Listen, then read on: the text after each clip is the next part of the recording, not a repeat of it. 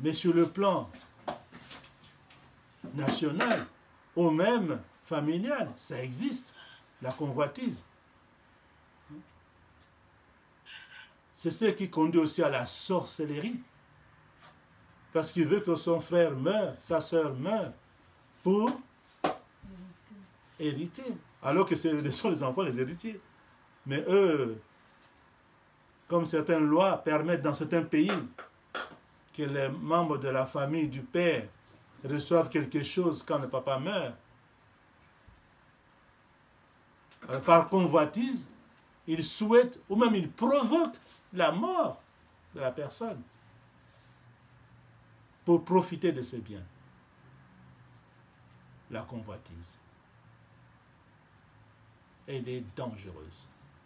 Un enfant de Dieu, un vrai chrétien, ne doit pas convoiter. C'est pas bon. Et l'apôtre Pierre continue. Tout ça, ce sont des choses qui nous démarquent de païens. Ce sont des choses qu'on ne doit plus faire. Nous, chrétiens, un vrai chrétien ne doit plus faire ces choses-là. Donc, nous avons parlé de la dissolution, nous avons parlé de la convoitise, et l'apôtre Pierre ajoute l'ivrognerie, l'alcool. Parce que quand tu prends l'alcool, ça te trouble. Tu n'as plus tes moyens, tu perds tes moyens. Et tu peux faire n'importe quoi. À cause de l'alcool. Quand on grandissait, il y a des papas vraiment qui rendaient leurs enfants malheureux. Parce qu'on se moquait de ces enfants-là. Un papa qui va, parce que nous sommes dans une caserne, qui va à la cité boire, il rentre complètement saoul. Alors, un papa qui fait pipi dans son pantalon. Vous vous rendez compte? Et les enfants voient ça. Votre papa rentre là, complètement ivre, avec un pantalon mouillé, là, fait pipi, tout ça. Mettez-vous à la place des enfants. Quelle honte! Et à l'école, on lui disait, toi, quand tu veux parler, toi, qu'est-ce que tu veux? Toi, c'est son père. Tu vois, le papa qu'on a vu là, c'est son papa. L'enfant fouille derrière le papa. Parce qu'il a tellement honte et il pleure. À cause de qui? À cause du papa inconscient. L'ivrognerie. Il y en a tout l'argent qu'il a eu à la fin du mois. Parce que, attention, tu dis, ah, je vais boire un verre, oui, d'accord, le deuxième verre, hein, mais après, tu peux arriver à ce qu'on appelle addiction. Et quand tu arrives là, ça devient difficile d'abandonner, hein, de laisser tomber. Il faut qu'on prie pour toi pour te délivrer. Il y a des papas, tout l'argent de son salaire, maman ne voit jamais ça. Nous avons vécu ça. Je vous dis des choses que j'ai vécues. Et ça ne va pas dans la maison. Même le chargement dont on a parlé tout à l'heure, impossible. La maman ne peut plus charger. Avec un mari qui vient saoul, qui ne donne pas l'argent, et son argent, c'est l'alcool, c'est les femmes, les maîtresses. Après, cette maman va dormir. Et les enfants, c'est pourquoi ils vont bien dormir. Ils vont se charger. Non. C'est pas bon, l'ivrognerie. Les excès du manger et du boire, évidemment. On a dit ça à table. Je vous ai déjà raconté l'histoire que j'ai vécue au Congo. Il ne faut pas exagérer. À table, notre estomac, d'après ce qu'on m'a dit, quand tu fais ça, tu fermes le poing. C'est la grosseur de ton estomac. C'est la poche de ton estomac. Et moi, mon estomac, c'est la grosseur. C'est ça, là. La poche de mon estomac. Mais quand je mange une assiette comme ça, de foufou, vous vous rendez compte? Regardez mon estomac, comment il est. C'est horrible, hein? C'est vrai, hein? Et bon, il suffit d'y penser. Hein? Avant de manger, tu regardes ton poing là. Ah, c'est comme ça. Là. Tu vois ton assiette, tu mesures. Hein? Mais ça, évidemment, c'est des choses, il faut s'entraîner, quoi. Donc, un homme, c'est pas moi, hein? Mais c'est l'apôtre Pierre qui l'a dit. Ok? Donc, excès de table. C'est un péché. La gourmandise, c'est un péché. Et même le boire aussi. Ah, t'as la bouteille à Coca-Cola. Non, mais c'est énorme. Tout ça, c'est des choses, c'est comme si, mais Dieu voit ça. Quand toi-même, même quand on demande, donne-moi un tout petit peu, non, non, non, non, non, avec ta grosse bouteille là de coca, après le coca, tu vas demander, il y en a qui n'arrêtent plus. Mais non, en principe, d'après ce que j'ai appris à la nutritionniste, un verre le matin quand tu prends ton déjeuner, ton petit déjeuner, un verre normal, à midi, peut-être le soir, peut-être, mais matin, un verre. Mais essayez d'observer hein, les gens. Il y en a qui exagèrent. C'est un péché. À partir de là, je vous rappelle, c'est un péché. Et ensuite, il finit par les idolâtries criminelles. Ah oui, ça, surtout en Afrique. Bon, en tout cas, en France, je ne sais pas, frère Willy, si tu as déjà entendu au travail ou les autres, mais moi, depuis que je suis en France, je suis là depuis 82, faites des calculs. Je n'ai jamais entendu parler des gens au travail, hein, parler de sorciers. Je ne sais pas si vous avez déjà entendu parler. Rien du tout. Donc, les gens, on s'en fiche, quoi. On sait qu'ils existent. Il y a même des écoles ici en France qui forment des sorciers. Mais on s'en fout. Parce qu'ils ont compris que ce sont des petits pouvoirs. C'est de la magie, c'est rien. On ne peut pas avoir peur de ça. Okay? Quelqu'un qui a Jésus-Christ dans son cœur, parce que je vous ai dit, Jésus-Christ, c'est l'Esprit Saint qui est dans notre cœur. Quelqu'un qui a Jésus-Christ dans son cœur, est-ce qu'il peut avoir peur de sorciers? Pas du tout. C'est le sorcier qui aura peur de toi parce qu'il verra le cachet, comme c'est écrit dans Apocalypse, qui est sur ton front. Ok? Il va voir, celui-là, intouchable. Parce que tu es protégé par Jésus. Et voilà. Par contre, dans certains pays, ils ont encore peur de sorciers. C'est malheureux à dire, mais bon, ça existe encore. Mais les sorciers, c'est quoi? Mais c'est ça, l'idolâtrie criminelle. Ce sont des gens qui servent le diable.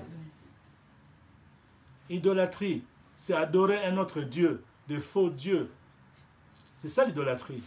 Au lieu d'adorer Dieu, le Père, le Dieu d'Abraham, d'Isaac et de Jacob, eux adorent Satan. Et du coup, ils sont au service du diable.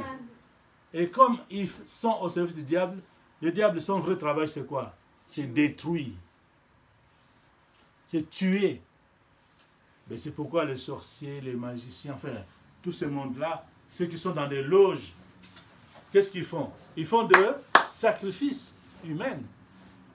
C'est ça, les idolâtries criminelles. Donc, un enfant de Dieu, il ne faut jamais, il ne faut pas écouter, il ne faut pas aller partager des choses comme ça. Ok? Même si on te séduit, parce que souvent c'est l'argent. Hein? Moi, j'ai entendu quand je travaillais là-bas en RDC, il y a des gens qui ont dit, nous voulons adorer votre Jésus là, mais il est trop lent. Pour eux, Jésus est trop lent. Quand tu demandes quelque chose, il faut attendre 1 mois, 2 mois, 1 année, on ne sait même pas quand. Il va te donner quand il voudra. Mais nous, quand nous voulons de l'argent, le même jour, nous avons tout ça. C'est des séductions. C'est des séductions. C'est vrai, Satan, il a le pouvoir. Hein? Il a le pouvoir. Hein? Il a le pouvoir. C'est pas ça, c'est encore un micro. Hein? Satan a le pouvoir. Si tu demandes l'argent, il va te donner beaucoup d'argent. Mais attention, Satan, quand il donne, il va te réclamer après. Et souvent, il te réclame des choses impossibles. Tu vas te dire, mon Dieu, pourquoi je traite avec ces méchants-là? Il va te donner beaucoup d'argent. Mais après, il va te dire, tu vas tuer ton père. Après quelques mois, tu vas tuer ta mère. Après quelques mois, tu vas tuer ton frère. Après quelques mois, tu vas tuer ta soeur. Mais tu deviens malade. C'est ça, Satan. Donc, les enfants, soyez prudents. L'argent propre, sans danger, ça vient de Dieu. Dieu, quand il te donne, il te réclame rien du tout. C'est gratuit. Mais Satan, quand il te donne, il va te réclamer des choses mauvaises. Comme c'est ce que je viens de dire. Et quand tu n'as plus personne, ou Parfois, ce qui se passe, ces gens-là, on te dit, va tuer ton père. Mais ton père, il prie. Quand tu vas essayer de faire ta magie, ta sorcellerie, tu vas aller dans la chambre de papa, oh, il y a un ange, il y a la lumière de Dieu, ah, tu fouilles. Tu vas faire des rapports au Satan, au diable. On va dire, mais alors, il est où ton père? Ah non, j'ai pas pu, parce qu'il est protégé. Ah, il est protégé. Mais débrouille-toi. Hein. Si tu n'arrives pas, c'est toi que je vais prendre. Vous me suivez? Donc, attention, attention à la séduction, à l'idolâtrie criminelle. Il ne faut jamais écouter Satan ou les personnes qui servent Satan. Quel que soit ce qu'ils vous promettent. Ils ont beaucoup d'argent, ils ont beaucoup d'argent. Satan, lui, quand tu demandes, il te donne beaucoup, beaucoup, beaucoup. Mais, il va te réclamer des choses. Des choses que tu seras parfois, souvent d'ailleurs, incapable de satisfaire. Satan, on ne peut pas le satisfaire. Impossible. Donc attention, attention à l'idolâtrie criminelle. Nous n'avons pas un autre Dieu. Nous n'avons qu'un seul Dieu qui s'appelle « Je suis celui qui suis ». Et c'est le Dieu d'Abraham, d'Isaac, de Jacob et de David. C'est celui-là notre vrai Dieu, Jésus-Christ. Quand quelqu'un te parle de notre Dieu, fuis. Dis-lui non, non, non, non, non, je ne connais pas. Moi, je ne connais que Jésus-Christ. Voilà. Voilà les choses que l'apôtre Pierre nous demande d'éviter. Donc je reprends la dissolution, la convoitise, l'ivrognerie, les excès du manger et du boire et les idolâtries criminelles. Ensuite, il nous dit, nous ne devons plus vivre selon les convoitises des hommes, ça c'est bon. Nous devons vivre selon la volonté de Dieu. Pas selon mes besoins, mes pensées à moi. Non, je dois vivre selon la volonté de Dieu pendant tout le temps qui nous reste à vivre sur cette terre. Pendant tout le temps. Donc déjà maintenant, il faut que chacun de nous prenne une décision de vivre selon la volonté de Dieu. Mais la question, comme bien vous avez posé la question, quelqu'un ou quelqu'une peut me poser la question, oui, mais c'est quoi la volonté de Dieu? Parce que la Bible dit, il faut vivre selon la volonté de Dieu. Mais en fait, c'est quoi la volonté de Dieu? Zolele akota muzulu Dieu, zolele akota muzulu Dieu, votima miwena wabenena, si akota muzulu Dieu, papa zolele akota muzulu Dieu, zolele akota muzulu Dieu.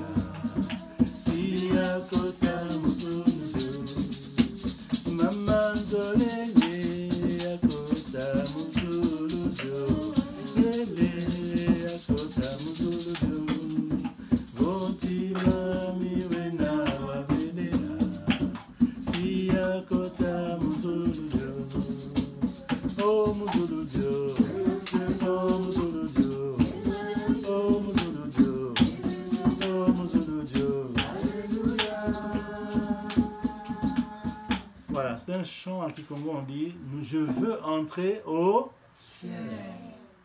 Voilà. Mais pour y entrer, il faut vibidila. Hein? Ça veut dire quoi vibidila, sœur Félix, en français? Il faut la patience. Hein? Il faut souffrir dans sa chair. On venait de lire. Faire des sacrifices. Oui, c'est synonyme. Ok? Donc il faut la patience, la persévérance, etc. Il faut faire des sacrifices pour entrer dans les ciels. Voilà. Donc, je reprends. Nous ne devons plus vivre selon les convoitises des hommes, mais nous devons vivre selon la volonté de Dieu. Alors, je vais maintenant détailler c'est quoi la volonté de Dieu. Alors, selon la Bible, la volonté de Dieu, d'abord, c'est ce qui est bon. Ce qui est bon, ça veut dire quoi? C'est-à-dire ce qui est avantageux, d'abord pour Dieu, pour moi et pour les autres. Donc, avant que je fasse quelque chose, que je prenne une décision, je dois analyser cette décision. Est-ce que ça apporte des avantages à Dieu? Ça procure de l'avantage à Dieu? C'est avantageux pour Dieu? C'est avantageux pour moi? Et c'est avantageux pour l'autre? Surtout si vous voulez poser un acte concernant une personne. Est-ce que c'est avantageux pour cette personne? Est-ce que c'est favorable pour cette personne? Pour Dieu, pour moi? Est-ce que c'est utile pour Dieu? Est-ce que c'est convenable? Est-ce que ça peut faire plaisir, procurer du plaisir à Dieu? Voilà les questions qu'un enfant de Dieu se pose avant de poser un acte. Est-ce que cet acte va procurer du plaisir à Dieu? Va procurer du plaisir à moi?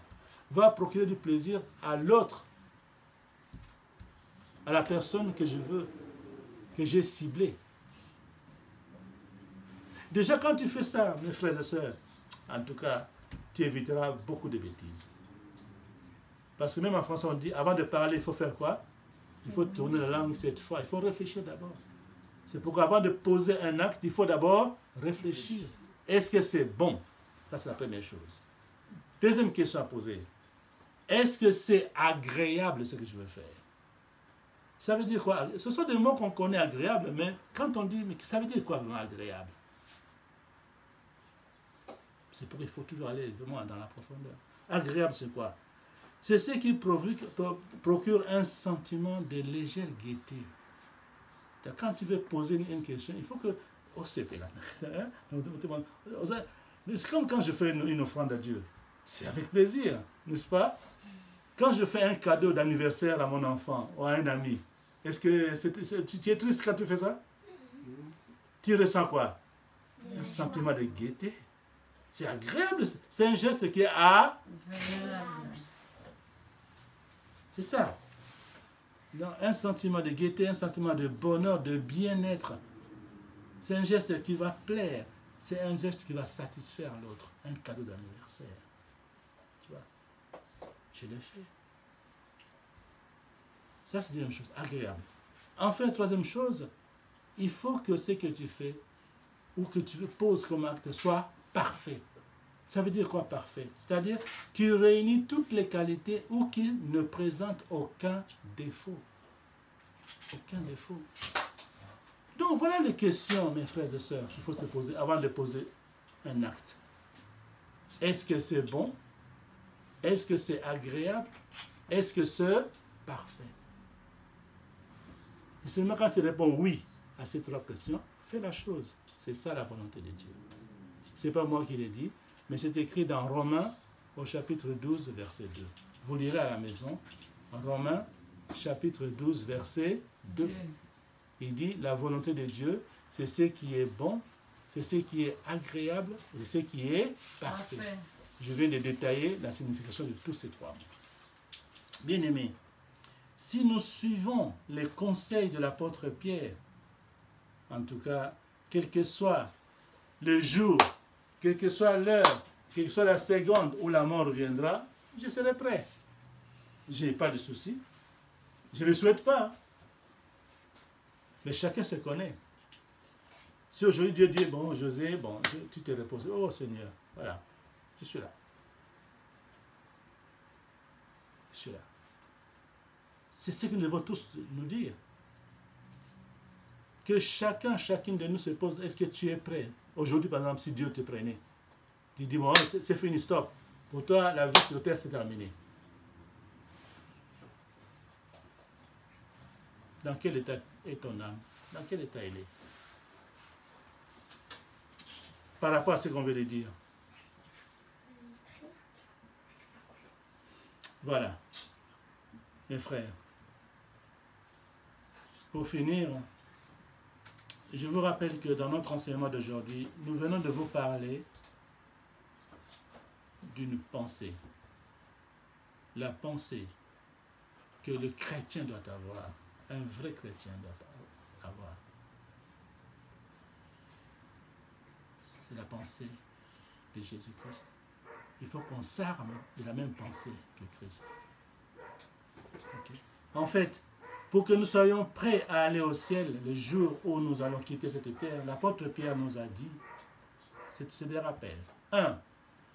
Nous devons souffrir dans notre chair comme Christ a souffert dans sa chair, en nous privant de certains plaisirs qui mènent au péché. Nous avons cité ces choses-là. Ok? L'alcool, machin, tout, nous avons tout cité. 2. Nous ne devons plus vivre selon nos convoitises humaines, mais nous devons vivre selon la volonté de Dieu. Pendant tout le temps qu'il nous reste à vivre sur cette terre, on doit vivre selon la volonté de Dieu. Et nous avons expliqué c'est quoi la volonté de Dieu. Alors, autrement dit, si nous voulons aller au ciel après avoir quitté cette terre, nous devons être armés de la même pensée que Christ. Ça, ce sont des mots. Armés de la même pensée que Christ. Mais la question, c'est quoi cette pensée? Alors, voici la pensée. Chaque fois, tous les jours, écoutez-moi, je vais aller vraiment doucement. Tous les jours, un bon chrétien doit se dire, écoutez-moi cette pensée. Pour en finir, si tu te dis toi-même, le matin quand tu te réveilles, après avoir prié, tu te dis, pour en finir avec le péché, pendant tout le temps qui me reste à vivre sur cette terre, je dois souffrir dans ma chair en vivant non plus selon les convoitises des hommes, mais selon la volonté de... Si tout le matin, tu te répètes ça, tu te parles de toi-même, que José, tu es un vrai chrétien. Là, tu commences une journée. Mais sache que tu dois faire quoi? Tu dois souffrir dans ta chair. Il faut que je me prive de champagne, de whisky. Vous comprenez? Même si je vais quelque part, on me dit, José, mais il y a du whisky ici. Je me dis, merci. Mais si je peux avoir de l'eau, c'est bon. Ah, José, même s'ils insistent, tu dois souffrir dans ta chair. C'est ça. Tous ces plaisirs-là qui mènent au péché. José, allons-y, ce soir-là, allez, on va aller danser, faire comme les païens. Pour eux, c'est un plaisir. Mais tu dois éviter cela. Souffrir dans ta chair. Éviter tous ces plaisirs-là. C'est ça, souffrir dans la chair. Donc, tous les matins, je ne dois pas vivre selon ma volonté. Parce que la chair est faible. Hein. Vous allez demander de boire ceci, de faire cela. Ça, c'est la chair. Mais tu dois faire souffrir cette chair-là. Tu ne dois plus vivre selon ta volonté, mais tu dois vivre selon la volonté de Dieu. Alors, je répète la phrase. Tout le matin, pour en finir avec le péché, pendant le temps qui me reste à vivre sur cette terre, je dois souffrir dans ma chair en vivant non plus selon les convoitises des hommes, mais selon la volonté de Dieu. Et que Dieu bénisse sa parole par le saint et puissant nom de Jésus de Nazareth. Amen. Amen.